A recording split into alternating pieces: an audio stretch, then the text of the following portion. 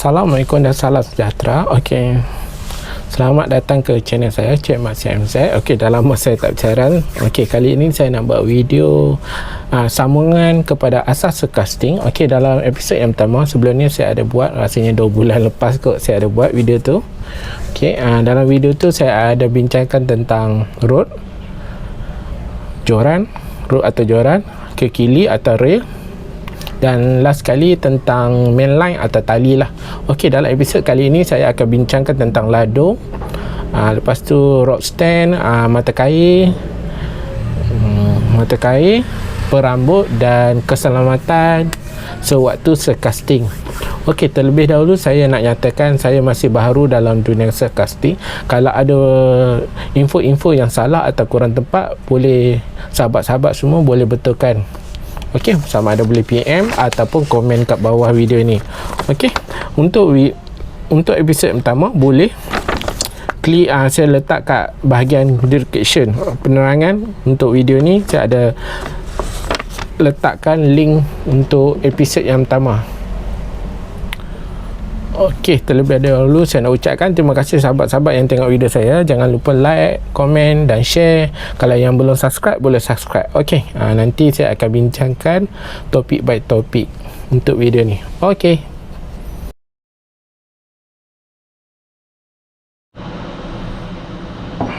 Okey, seperti tali dan benda-benda lain juga, ladung ni pun dia ikut design lah. Design yang biasa macam ni, harga dia lebih murah lah. Saya beli kat Shopee dalam RM2 lebih macam tu. Okey, kalau ladung macam ni RM3 lebih. Kalau sauh ni beli kat kedai biasa, saya pernah beli ni mau dekat RM5. Tapi kalau beli online tu lagi murah lah. Okey, ladung ni banyak jenis. Okey, yang pertama jenis ni lah. Ini yang mula-mula saya beli dulu. Ini paling murah satu, tapi kelemahan dia mudah dibawa arus lah, sebab dia tak ada shade. So dia bulat terus macam ni, dia mudah bergolek lah. Ini antara ini saya dapat free gift. Ada seorang seller tu dia bagi free lah, sebab saya repeat order. Dia punya lekuk-lekuk macam ni mengurangkan dibawa arus. Okey, ni anchor ni antara ladung yang agak popular lah. Dia punya ini.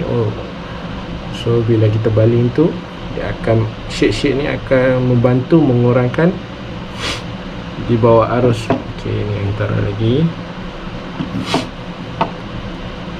Ini bersama, dia banyak bentuk lah. Okey, ni pun ini lagi banyak lah. Tapi kalau untuk pot kelang ni, penggunaan ladung sauh sangatlah penting. Okey, arus mula pasang tu memang laju lah. Waktu tu penggunaan ladung sauh ni sangat penting. Okey, ni ladung sauh. Okey, bila kita nak guna, kita kepak lah, kita bentukkan yang ni.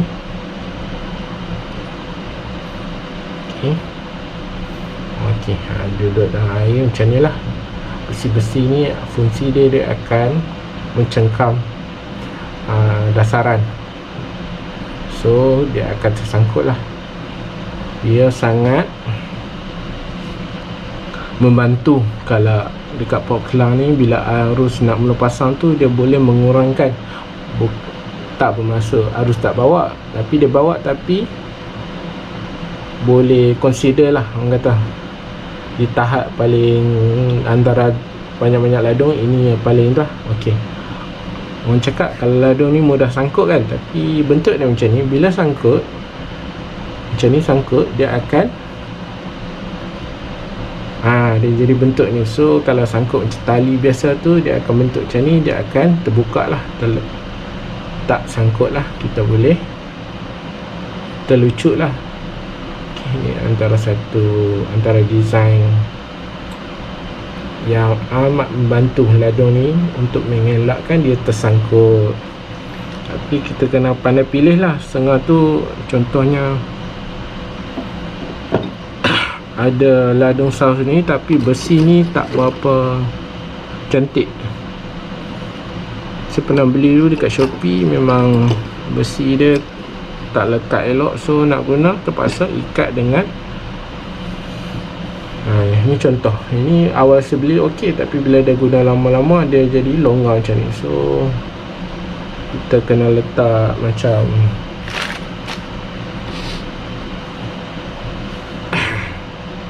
letak dia punya macam bagi ketat kat sini, ataupun setengah orang tu dia guna getah, tapi bila guna ikat guna getah, bila sangkut dia tak function ni, dah tak ada satu kerugian lah. So sangkut tu mudah putus lah, mudah bila sangkut tu kita susah nak buka, so potensi untuk putus tu tinggi. Kalau macam ni kita ambil macam saya nak tunjuk macam mana, dia ada benda kita boleh masukkan untuk bagi benda ni ketat. Okey, yang pertama tadi kita bincang tentang jenis ladung, iaitu bentuk-bentuk shape dia, fungsi dia.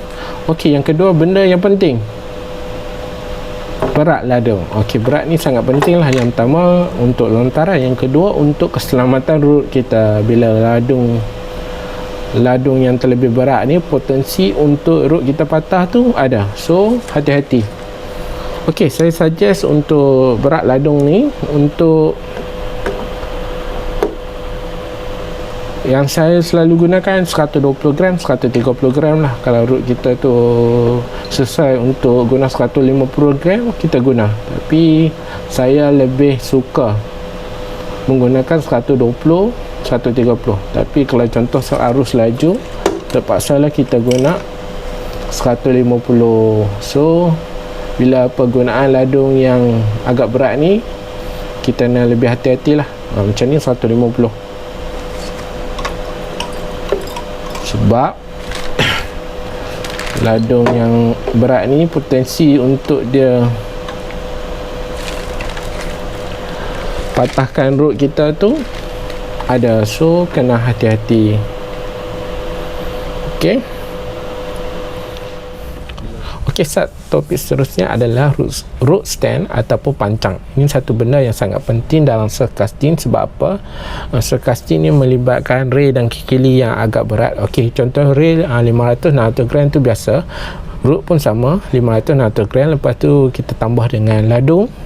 Lepas tu satu benda yang bagi saya penting ni, arus di pok kelang ni bagi kesan, bagi efek yang sangat besar lah. So penggunaan root stand yang sesuai, yang dapat menampung berat ni sangat penting. Sebab arus di pok kelang ni sangat laju. So kalau root stand yang tak dapat menampung tu, risiko untuk peralatan kita jatuh tu adalah. So kita kena hati-hati. Okey, pemilihan root stand ni bergantung pada bajet kita. Macam saya ada root stand yang harga beli RM20 lebih je, RM23 daripada Decathlon. RM45 pun saya pernah beli. Itu memang besi yang besar lah, tapi bukan stainless steel lah. Stainless steel ni sangat, orang kata yang paling terbaik lah.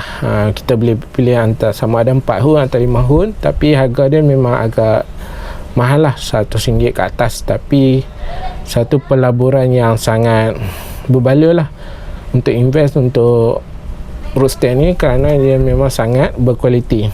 Okey, nanti saya akan tunjuk video root stand yang saya ada. Okey, jumpa lagi. Okey, saya akan review lah stand yang saya ada. Okey, untuk makluman, saya buat perbandingan daripada stand yang saya ada lah. Okey, yang pertama ni,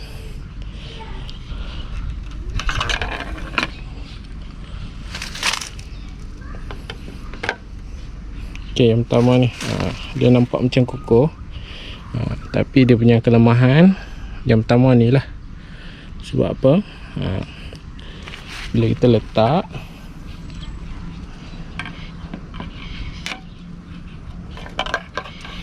dia akan masuk ke dalam. Lepas tu besi dia pun tak berapa besar lah, memang bergoyang. So tak sesuai lah. Harga saya beli stand ni dalam RM20, walaupun nampak macam okey, tapi untuk surf casting tak berapa sesuai lah, sebab dia tak dapat menampung beban. Okey, ini stand daripada Decathlon. Ini antara favorite saya lah, saya guna. Tapi masalahnya sekarang memang tak dapat dah kat Decathlon. Harga dia murah, RM23 je. Lepas tu memang ni sebab saya tak pacak kuat sangat, sebab tanah ni keras, so dia agak goyang lah. Tapi kalau kita masuk, cantik dia sampai kat sini lah. So memang dia akan tak boleh.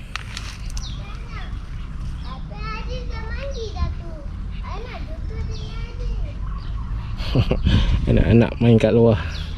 Okey, bila kita masuk dalam, so dia akan kukuh lah. Dia kelebihan dia ringan, mudah dibawa. Okey, kalau kita bawa banyak untuk jalan kaki, untuk perjalanan yang agak jauh, untuk sampai ke lokasi mancing, ini memang pilihan saya. Cuma kelemahan dia, bila kawasan tu agak padat, macam pasir atau berbatu, so memang susah nak pacak lah. Okey, ini yang terakhir ni stainless steel lah, 4 hood. Kalau 5 hood lagi besar lah. Dia punya kelebihan yang pertama kualiti, lepas tu memang lasak lah, tahan lama, dia tahan. Tapi dia punya kelemahan berat lah. Lagi satu, harga dia agak mahal. Tapi memang saya, kalau ada duit, memang saya akan sarankan invest untuk beli yang pancang jenis ni lah. Sebab apa? Dia berkualiti, memang sesuai untuk casting. Okey, ini pancang biasa memang tak sesuai lah. Dia akan goyang teruk bila kita letak. Ini letak tak ada apa pun memang sudah melentur-lentur. So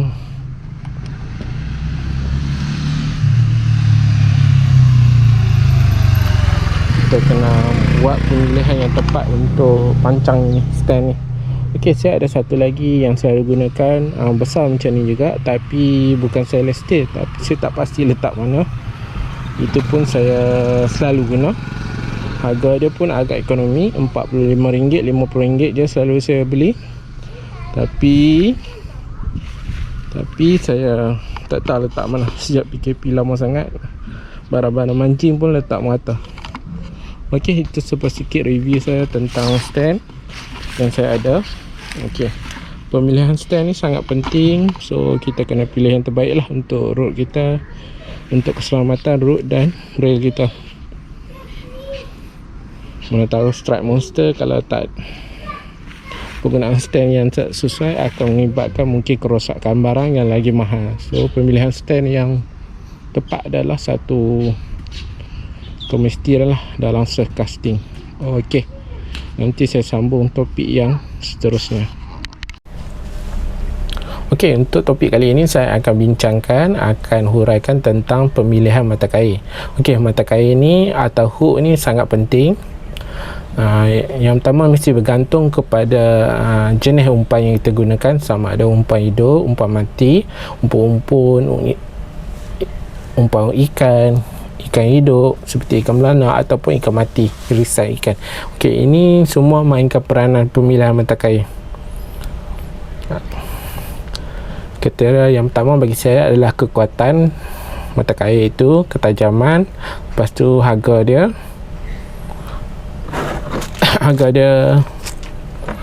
Okey, ini antara faktor-faktor yang penting lah. Okey, saya akan tunjukkan mata kail yang saya selalu gunakan untuk teknik pancingan surf casting.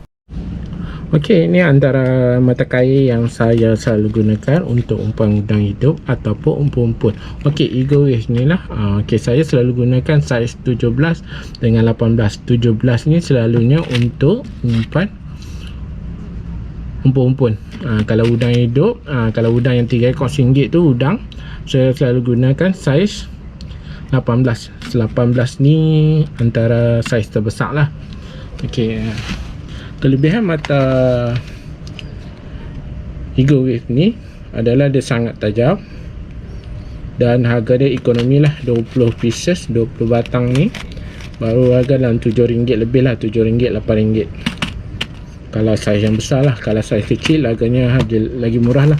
Okey, Untuk udang umpun-umpun pun saya ada gunakan, ini mata kail lama lah, saya beli pun rasa sebelum saya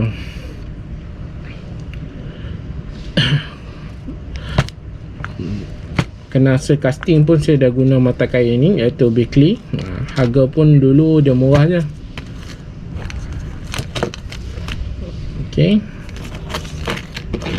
Okey, selain tu saya ada beli mata kail baru lah, iaitu Maruto. Ni harga agak ekonomi. Untuk penggunaan umpan belanak hidup, saya guna mata kail ni lah. Okey, selain tu untuk kalau udang yang saiz besar, saya akan gunakan mata kail. Okey,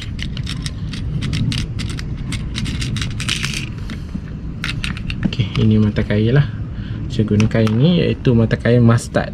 Ada dua saiz lah yang saya selalu gunakan, saiz 10 dengan 20. Okey, untuk udang, penggunaan udang untuk casting, kita akan cangkuk daripada ekor dia hingga ke maksimum boleh masuk lah. So penggunaan mata kail yang lagi panjang lagi bagus lah bagi saya, sebab dia boleh cover keseluruhan badan udang itu. So lagi cantik lah, tapi tak banyak sangat mata kail yang panjang. Pemilihan mata kail ni terpulang ikut bajet kita, ikut kesukaan kita. Okay, macam ni saya beli yang lama-lama ni kan. Ini saya rasa waktu saya duduk kat Sungai Petani dulu, saya beli yang masih guna ni lah mata kail ni. Ini Gamakatsu, walaupun dah lama ni tapi dia sangat tajam lah, sangat berkualiti. Dan harga je sekarang pun melambung tinggi lah, mungkin dah 40-50% naik harga daripada waktu saya beli zaman dulu. Okay, Gamakatsu ni pun saya guna untuk umpan ikan belanak ataupun isi ikan, potongan ikan lah.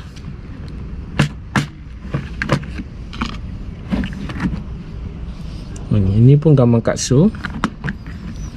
Okey, ini brand Angler. Saya beli satu pieces dalam 16-18 ringgit. Okey, ini memang saya beli lama lah. Untuk udang hidup, kita check out bahagian ekor je saja. Penggunaan mata kail macam ni sesuai lah. Untuk keseluruhan badan memang dia agak pendek, tapi boleh digunakan juga. Kalau style jenis Cino ni lah, dia tak panjang sangat, tapi orang kata dia mudah lekat, ikan mudah sangkut. Okey, itu sebuah sedikit tentang pemilihan mata kail. Okey, pemilihan mata kail yang bagi saya, antara kriteria utama bagi saya adalah dari segi kekuatan dia, ketajaman dia, lepas tu harga dia lah. Lagi satu, mudah untuk didapati, macam brand Maruto, Eagle Wave ni, Beckley, dia mudah dapat lah. Mustard ni yang mudah dapat. Macam Gamakatsu ni pun mudah dapat, tapi harga dia satu paket tu mungkin RM10 ke atas. Bagi saya sangat mahal lah untuk kegunaan kalau selalu putus tu. Macam Maruto ni ekonomi, satu paket ni lah RM5, RM6 je, agak murah dan berbaloi lah dengan kekuatan dia. Okey, itu sebuah sikit tentang pemilihan mata kail. Saya harap penerangan saya ini memberi sedikit info pada sahabat-sahabat semua yang tengok video ni. Okey, secara ringkasnya, kebanyakan saya memancing, saya akan gunakan mata kail Eagle Wave ni lah. Memang ni mata kail utama. Kalau saya guna untuk casting, umpan udang yang tak besar sangat lah, dia memang tajam. Lepas tu harga dia ekonomi, harga dia sangat ekonomi. Dan satu bagi saya kelemahan saya, dia yang pertama, dia agak mudah karat lah penggunaan. Kalau untuk jangka, memang saya tak bajet untuk jangka masa panjang. Lagi satu, dia tak ada lubang lah. Siapa yang tak biasa tu kena ambil masa sikit, tapi kita boleh belajar cara nak ikat. Tengok belakang lah, insyaAllah kita try 2-3 kali boleh lah, janji tengok belakang ni. Okey, itu sebuah sikit tentang pemilihan mata kail yang saya dapat ulas. Okey, nanti saya akan sambung dalam topik yang seterusnya. Okey, dalam subtopik mata kail ni saya nak selitkan satu benda. Selalu orang tanya macam tengok orang baling henjut rod laju-laju, umpan tak tercabut ke? Okey, kebanyakan akan guna ni lah. Ini panggil elastic bites. Okey, benang ni dia bukan benang getah lah. Okey, gunanya cara kita ambil udang tu, kita ikat. Okey, nanti saya akan tunjuk lah. Tapi kalau sahabat-sahabat perasan yang pernah follow video saya, memang saya akan tunjuk macam mana saya guna benang ni. Benang ni beli kat Shopee je, tape elastic bait. Harga dia pun dalam RM4, RM5 lah. Kalau kita beli banyak tu lagi murah lah. Dia ada saiz lah, terpulang nak ambil yang mana. Okey, penggunaan benang ni dia sangat sangat membantulah. Kalau first time saya turun casting tu, setengah udang saya terlucut waktu balingan sebab saya tak tahu kan. Sebab waktu tu udang besar, lepas tu penggunaan mata kail yang pendek, so memang mudah terlucut kalau kita baling laju. So penggunaan benang ni sangat penting, antara benda wajib lah kalau guna umpan udang, untuk mengelakkan udang itu tertanggal atau tercabut waktu kita buat balingan. Okey, harga dia murah. Nak beli kat kedai pancing mungkin mahal sikit, tapi nak murah beli kat Shopee. Okey, untuk subtopik ini saya akan bincangkan tentang perambut.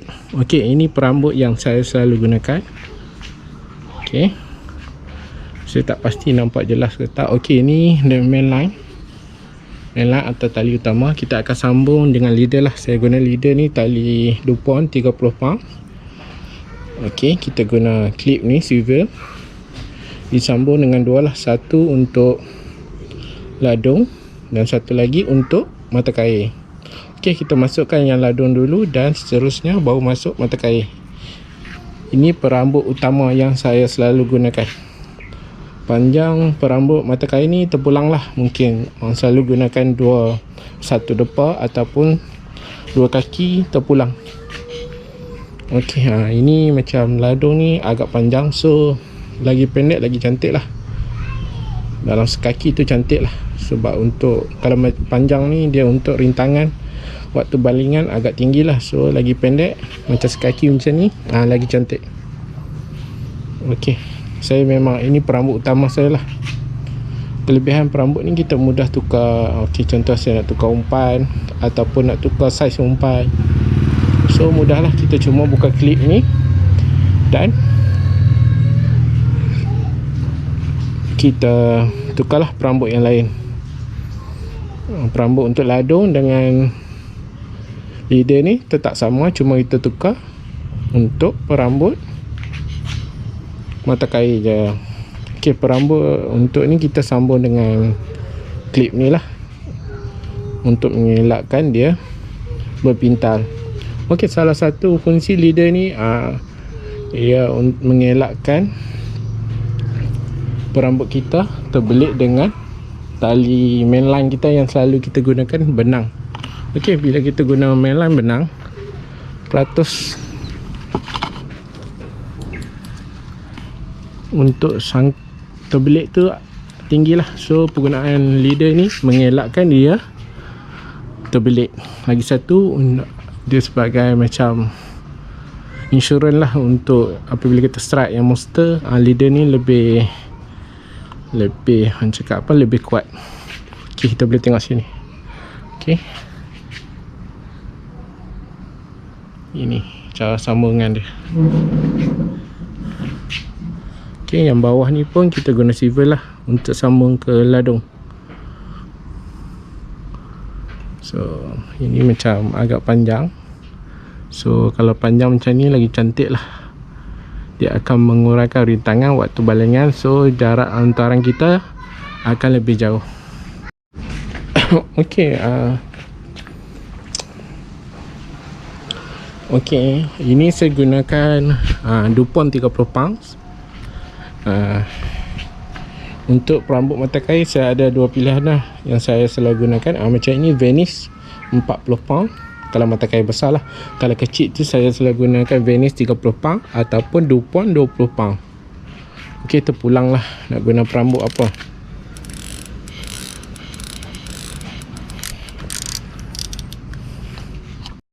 okey, tak pasti nampak tak sebab okey ini okey kita guna klip ni untuk sambungkan daripada mainline terus kepada ni, kita sambung ni ke leader ni dalam dua kaki. okey, guna silver klip ni, lepas tu kita sambung macam ni. okey, yang kita masuk yang ladung dulu, seterusnya kita masukkan yang mata kail. okey, bila dalam air dia macam ni lah. So penggunaan klip ni, snap ni, dia akan mengurangkan potensi untuk terbelit. okey, tengok arus. Untuk mengelakkan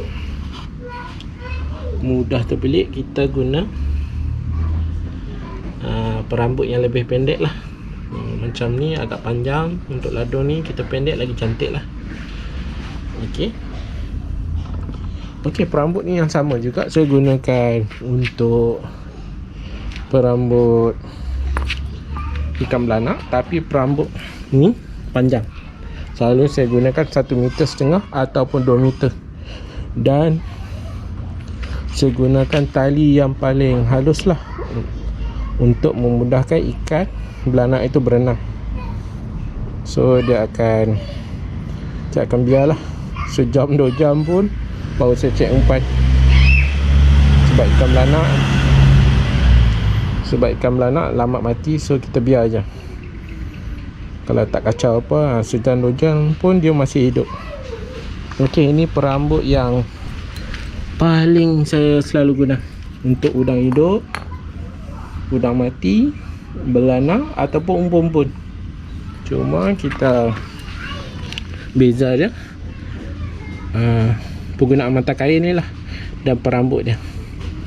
Untuk mata kail umpan yang kecil, lagi kecil lah. Lepas tu perambut yang lebih halus 30 pound atau 20 pound, lagi potensi untuk strike tu lagi tinggi lah. Cuma orang kata risiko untuk putus tu lagi tinggi. So pilihan lah kepada kita. okey, nanti saya sambung perambut yang lain. okey, ini perambut kedua yang saya selalu gunakan. Saya panggil perambut Apollo lah. Selalu saya gunakan 2 mata lah. Ini saya guna mata kail Eagle Wave saiz 17. Ini boleh tengok lah, Eagle Wave ni dia punya kelemahan dia mudah karat lah. Tapi ni boleh guna lagi lah. okey, macam mana kita nak simpul dia, terpulang lah. Selalu saya gunakan macam ni lah. Sebab apa? Ini antara bagi saya terbaik lah. Dia susah nak terbelit.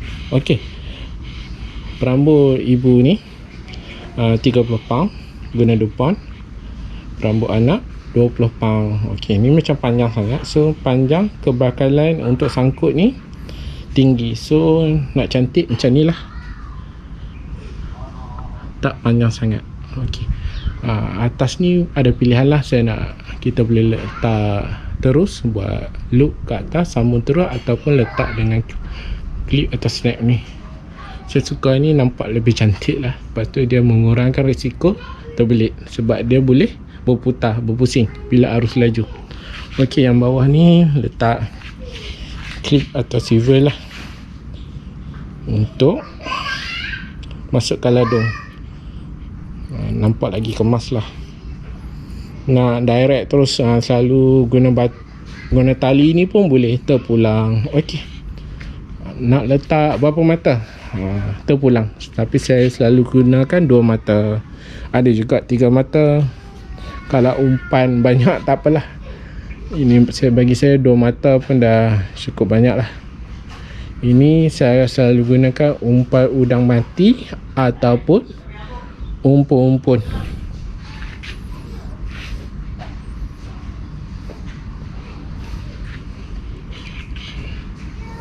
okey, perambut ni kalau untuk jambatan Penang pun saya selalu gunakan perambut ni, tapi 3 mata, lagi tinggi lah, lagi panjang untuk targetkan senangin.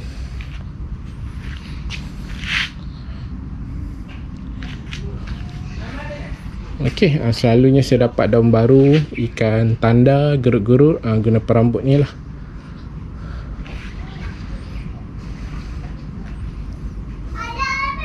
nak cari glamour pun perambut ni agak sesuai lah. Kalau gambar kecil-kecil tu memang cepat lah guna perambut ni. Ok, last sekali saya nak tunjuk perambut yang saya baru try dan agak efektif lah. Ok, nanti saya share perambut tu. Ok, perambut yang terakhir. Kita bawa turun sikit. Ok, dia sama je macam yang perambut kedua tadi, perambut T tadi. Beza dia ni atas ni sama je, guna snap ni.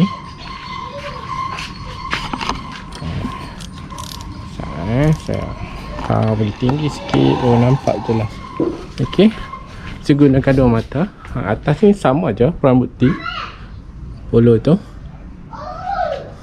tapi beza dia dekat bawah ni saya bagi lebih daripada batu ladung. So kalau duduk air dia akan lagi panjang lah batu ladung. Dia kombinasi antara yang perambut yang pertama tadi, bahagian bawah ni dia lebih, cuma dia tak letak sini lah, di atas sikit. Dan lagi satu kombinasi perambut yang kedua lah,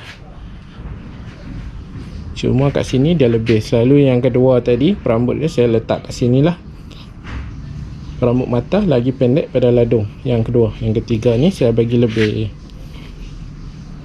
Saya dah test sekali. Kalau sahabat boleh tengok, saya bagi link trik terakhir di bulan Ramadan, iaitu trik last lah saya sebelum PKP, sebelum raya, bulan puasa lah, sebelum raya tu. So dalam trik tu saya dapat 4 ekor, dan 4 ekor semua strike guna perambut ni. So untuk test kali pertama di lapangan memang sukses lah.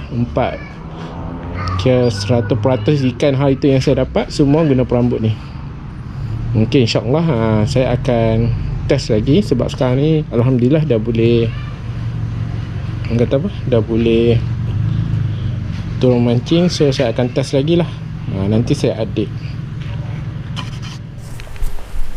Ok, topik yang terakhir dalam asas kepada surf casting episode kedua ni adalah keselamatan. Yang pertama saya nak highlightkan keselamatan waktu ketika hari hujan ataupun mendung yang berangin, ada kilat. So hati-hatilah, takut kena rejatan elektrik lah waktu kita buat balingan.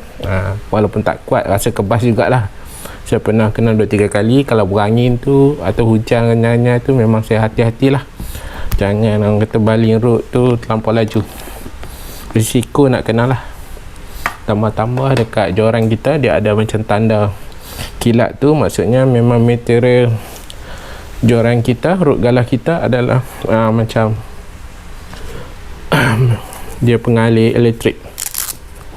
Ok, yang kedua adalah jari kita untuk surf casting, sebab kita selalu menggunakan tali yang halus, diameter yang halus. So risiko untuk jari terbelah adalah tinggi. So penggunaan alat benda-benda yang boleh sebagai apa, penghalang ni wajib lah. Yang biasanya akan guna sarung tangan ni. Ada memang sarung tangan ni memang bajet lah. Harga saya beli RM5, RM6. Ni banyak pilihan lah. Nak guna salutik boleh, kita balut tangan. Sebelum ni saya guna ni Top Plus ni, memang dia tahan. Tapi masalahnya bila kita nak buka untuk makan ataupun nak solat, dia ambil masalah sebab getah dia sangat kuat. So sebab alih kepada inilah, ni lagi mudah lah. Lepas kita baling terus boleh simpan. Kita guna waktu buat balingan je. Kita boleh guna salutik yang putih tu, itu pun mudah tanggal. Okay, yang ketiga untuk road kita, waktu tempat sambungan tu kita kena balut salutik lah. Saya pun tak pasti salutik saya letak mana, dah lama tak guna.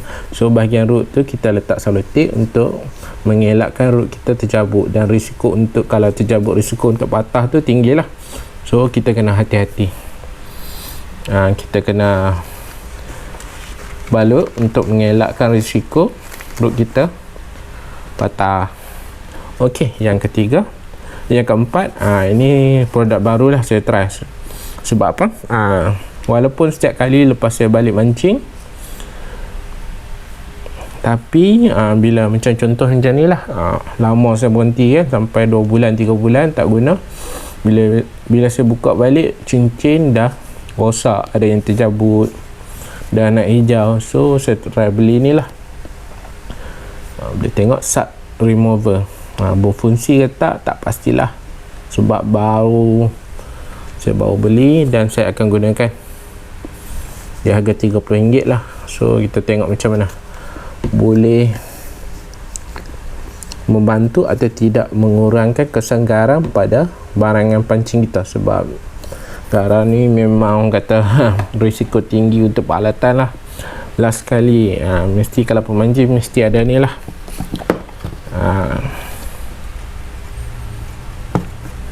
pump oksigen. Okey, yang dua ni guna bateri, guna cas. So macam ni dia harga dia dalam RM30, RM40 lah. Sebab apa saya selalu gunakan yang ni? Sebab dia mudah lah. Kita keluar modal sekali, kita boleh guna sampai dia rosak lah. Ini dah setahun saya guna. Ini saya baru beli lagi dalam 5 bulan. Tapi make sure jangan bagi jatuh ayak lah. Nak lagi selamat, kita buat bekas lah macam Tupperware, kita tutup dia. Okey, dua-dua ni menggunakan, ada 2 hose lah boleh guna. Antara dua ni lagi kuat, tapi ini boleh tahan dalam 4 jam 5 jam. Ini memang lama. Sobo ni saya beli memang lama lah. Saya pernah guna hampir 10 jam pun okey lagi. Cuma dia agak slow lah, tapi sebab dia ada 2 okey lah. Ini yang biasalah, yang pakai bateri. Ni pun saya beli lah berapa belas dia murah je. Tapi pakai bateri ni, satu bateri, kalau 2 bateri ni mungkin 2-3 trip okey lah. Tapi setiap kali nak beli bateri paling murah pun RM4, RM5. So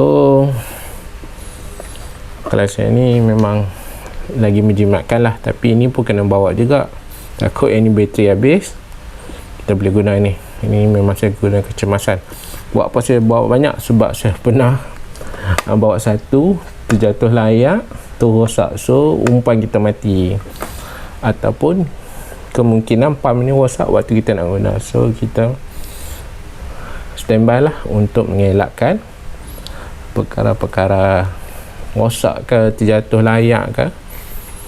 Memang kita dah standby, so tak risaulah. Okey, itu sebuah sedikit yang saya dapat share dalam bahagian 2, asas kepada stress casting. Okey, dalam bahagian 2 ni saya masukkan tentang ladung, rod stand, mata kail, perambut dan keselamatan dan aksesori untuk stress casting. Okey, saya ambil kesempatan ni nak ucapkan terima kasih pada sahabat yang tengok video ni. Kalau rasa bermanfaat, boleh like, share. Okey, sahabat yang belum subscribe, boleh subscribe sebagai tanda sokongan kepada saya. Okey, yang paling penting, bersamalah kita berdoa agar COVID ni terus hilang, dan insya-Allah kita boleh mancing macam dulu-dulu. Kita nak pergi mana pun tak ada masalah. Saya bukan saya lah, rasa semua orang pun rasa dah berbulan-bulan tak boleh balik kampung. Saya last balik lu bulan 1, awal bulan 1 ni, dah bulan berapa lama dah. Sejarah lah tak balik kampung paling lama. Okey, jangan lupa like dan komen, share dan subscribe. Jumpa lagi next video. Assalamualaikum dan salam sejahtera. Terima kasih singgah di channel saya.